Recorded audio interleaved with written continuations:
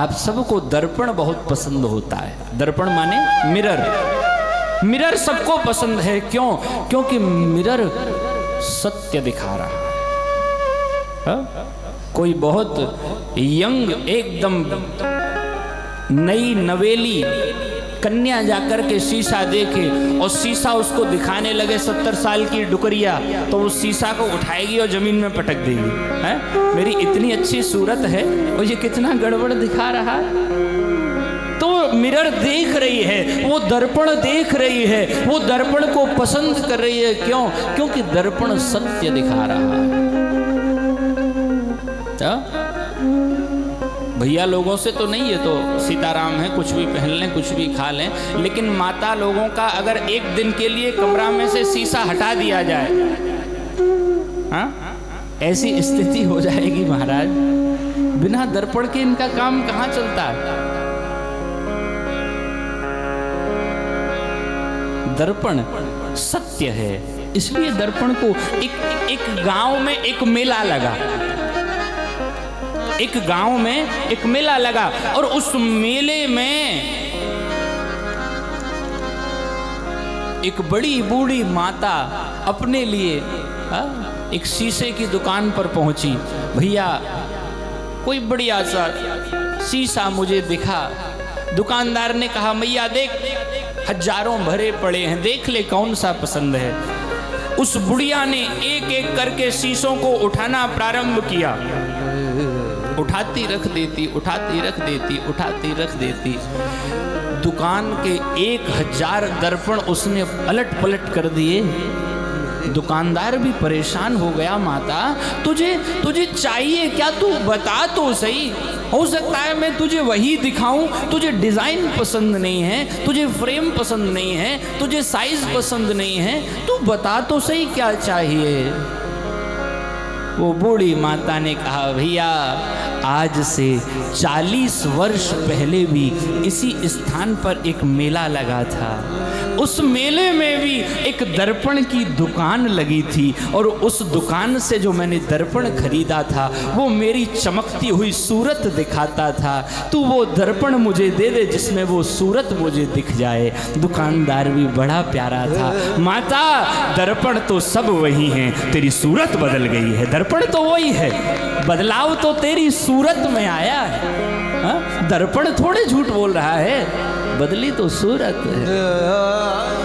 हम लोग आईना साफ कर रहे हैं और चेहरे पर गंदगी लगी है।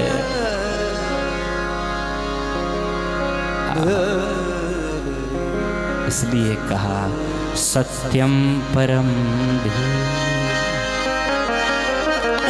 उस मन में गोविंद आता है जो विकार मुक्त है, जो सत्य से भरा है। और उस सत्य से भरे उस मेले मन को, उस मेले मन को क्लीन कैसे किया जाए? 3 वस्तु। तेजो वारि मृदाम यथा विनिमयो। तेज लाओ। मन रूपी दर्पण का यदि मार्जन करना है तो पहली वस्तु क्या है? बोले तेज। तेज माने अग्नि। अग्नि माने कौन सी अग्नि? बड़वा अनल विश्वानर, कौन सी अग्नि लाई जाए? बोले अग्नि का अर्थ है भगवद प्राप्ति की अतीव उत्कंठा हो, भगवान को प्राप्त करने के लिए व्याकुलता हो, ये अग्नि है। लौल्यता हो, लौल्यता हो।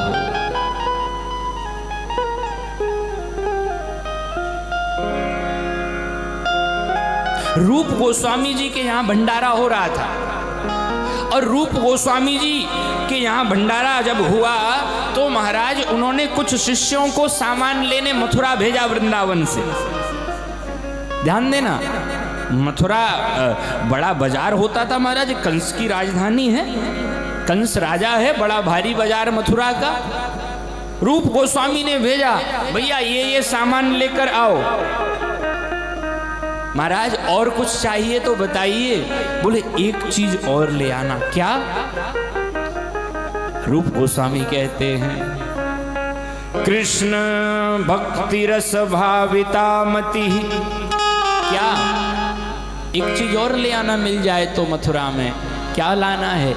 कृष्ण भक्ति रस भाविता मति क्रियताम यदि कुतोपि लभ्यते। क्या बोले? कृष्ण भक्ति रस भाविता मति। भैया अगर कहीं मिल जाए तो कृष्ण रस में, कृष्ण प्रेम में डूबी हुई, सनी हुई एक मति ले आना, बुद्धि ले आना। एक ऐसी बुद्धि लाकर दे देना जो कृष्ण प्रेम में डूबी हो। कृष्ण भक्ति रस भाविता मति। अरे महाराज कहाँ मिलेगी? मथुरा में कहाँ? होली गेट पे मिलेगी क्या? मसानी पे मिलेगी? कहाँ मिलेगी? बोले क्रियताम यदि कुतोपि लभ्यते। कहीं भी जहां मिल जाए, योगी के मिले, भोगी के मिले, ज्ञानी के मिले, गृहस्थ के मिले, सन्यासी के मिले, वानप्रस्थ के मिले, ब्रह्मचारी के मिले, जहां मिले ले आना।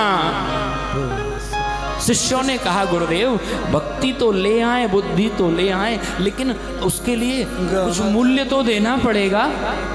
कोई चीज फ्री में तो नहीं मिलती, उसके लिए क्या पेमेंट करना है? रूप गोस्वामी रोने लगे। अरे भैया उसके लिए रुपए पैसे की आवश्यकता नहीं तो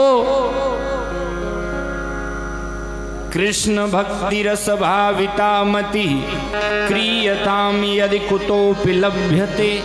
और मूल्य क्या है? तत्र मूल्यमपि लौल्य केवलम जन्म कोटि सुकृतैर्न लभ्यते। उसका मूल्य क्या है? बोले तत्र मूल्यमपि लौल्य केवलम। मन में उसको पाने की लौल्यता हो, उसको पाने की उत्कंठा हो, यही उसका मूल्य। जैसे कोई छोटा बालक खिलौने के लिए मचल जाए, ऐसे कृष्ण प्रेम को पाने के लिए हृदय मचलने लगे, यही उसका मूल्य है।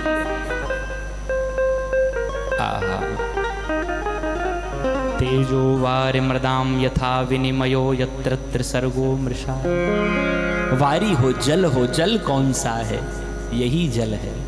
कोई गंगा जल, यमुना जल, सरयू जल, कावेरी का, कृष्णा का जल नहीं चाहिए। नेत्र सजल होकर के गोविंद को पुकारें, यही उसका जल है। आहा